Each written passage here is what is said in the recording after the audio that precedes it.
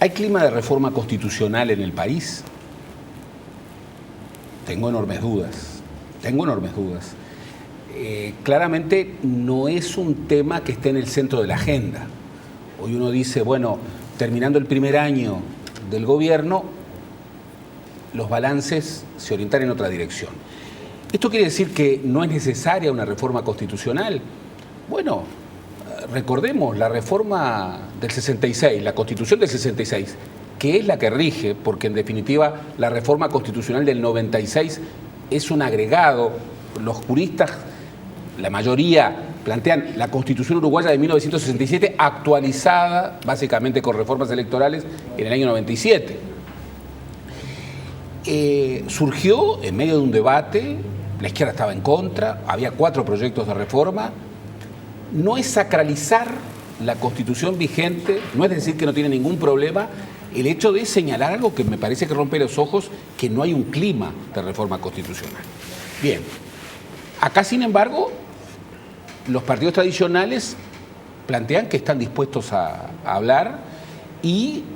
Hay diferencias, ¿no? Yo decía, lo dijo hace poco, el líder del Partido Nacional en este momento, Lacalle Pou, está en contra de incorporar la discusión de este tema. Pero yo escuché cuando... Incluso el diputado Rodrigo Goñi, de su sector, ha salido muy duro contra este planteo del Frente Amplio. Perfecto, pero yo escuché cuando presentamos el libro de Martín Rizzo, La Constitución Uruguaya del 67, que es un libro bien interesante porque le pregunta a dirigentes políticos de todos los partidos, a expresidentes, a juristas, a agentes del sistema judicial, bueno, si balances entre fortalezas, debilidades y qué reformas. Y yo lo escuché al expresidente Lacalle decir que, bueno, en términos de enmiendas constitucionales tenía una posición de apertura. Es decir, hay en los partidos, y escuché al doctor Sanguinetti decir que no era necesario, bueno, hay en los partidos posiciones diversas. Ahora, lo segundo, no es prioridad, pero puede darse un debate. Lo segundo, las vías. Bueno, yo creo que hay una cosa muy clara. Hay 4 procedimientos de reforma constitucional. La Convención Nacional Constituyente creo que es una bomba dentro del Frente Amplio. Creo que el Frente Amplio no lo va a empujar. No hay consenso, no va a adquirir consenso. Pero al mismo tiempo es una parálisis del país. Elegir a los constituyentes, discutir toda la Constitución, me parece que... Imposible. Creo que la vía, que es la vía lógica, es, bueno, buscar, porque está también la iniciativa popular, pero el Frente necesita un acuerdo interpartidario. Y la vía más rápida, me parece, es buscar un acuerdo sobre algunos elementos claves a través de una ley constitucional que exige los 2/3 de cada Cámara. El Frente Amplio no ha sido nunca a lo largo de su historia un actor constituyente. No ha sido. No lo fue, por ejemplo, en la última reforma constitucional, en donde, luego de haber negociado, recordemos, allí se rompe el consenso, renuncia Seregni como presidente y luego el Frente Amplio asume una posición contraria a la reforma constitucional, incluso dividido. Para reformar la Constitución hay que pactar entre los partidos. Y el Frente Amplio, que ha logrado un consenso respecto a una propuesta, va a tener que discutir con los otros partidos, me parece. Y me parece que la vía más lógica, en caso de que haya un emprendimiento, sería una ley constitucional. Los tiempos. Bueno, lo señalaba bien. Esto es para el año que viene, en caso de que siga, o no es. Claro. Porque después se mezcla con los tiempos electorales. Por supuesto. O sea, no es prioridad. Hay que acordar entre partidos. Hay que alejarlo de las próximas elecciones. Y luego, bueno, las propuestas.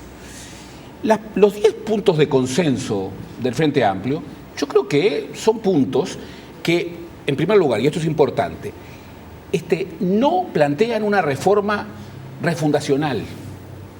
Nada que ver con el proceso de reforma constitucional bolivariano en Venezuela, o la reforma constitucional en Venezuela, o la reforma constitucional en Bolivia. Nada de esto.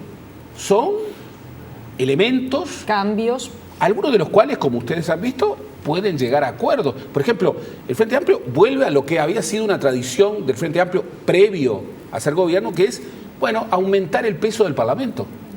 En eso puede haber acuerdo. el Frente Amplio, en los 10 puntos de consenso, refiere la necesidad de consolidar sistemas de contralor. Puede haber acuerdo.